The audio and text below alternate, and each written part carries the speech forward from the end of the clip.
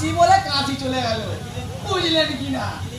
এদিকে killing killing পিয়নেরও আসার কথা ছিল, এ এখনো পর্যন্ত এলো না, বুঝলেন কিনা? আমার সেই চশমাটা খুঁজে পাচ্ছি না। এই চিঠিটায় কি লেখা আছে তা জানবার জন্য আমার তস হয়েছে না, তাই আমি সেই দিকে অপেক্ষা করে বসে আছি।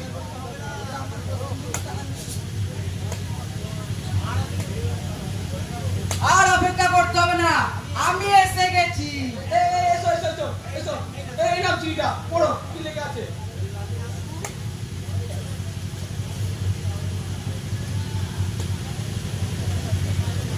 কল্যাণ ইয়েসু, স্নেহদণ্ড বাবা গোবিন্দ। কল্যাণ ইয়েসু, পড়ো পড়ো পড়ো কি লেখা আছে। তোমার সম্বন্ধে প্রথমে দ্বিধায় ছিলাম। তার মানে এখন আর নেই।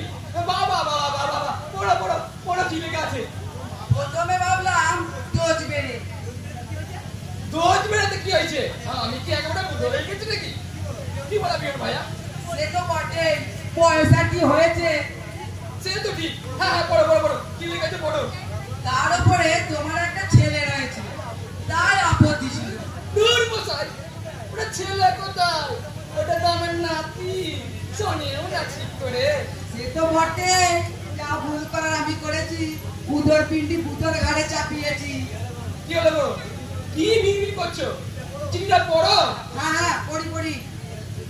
পরে বুঝলুম তোমার এত সম্পত্তি তো আমার মেয়েই পাবে। সে তো বটি, আমি চোখ বুঝলে আমার সমস্ত সম্পত্তি তো আমার সোহাগের বউ আর আমার আদরের নাতি পাবে। তোমার সঙ্গে আমার মেয়ের বিয়ে দিতে রাজি। ও ও, কি আনন্দ কি আনন্দ। তোমার সম্মতির অপেক্ষায় রইলাম। হরি হরি, সম্মতি আমি দিতেই পারি। ইতি আশীর্বাদ তিলোচন মুখোপাধ্যায়। প্রণাম প্রণাম শ্বশুর বাবা, প্রণাম।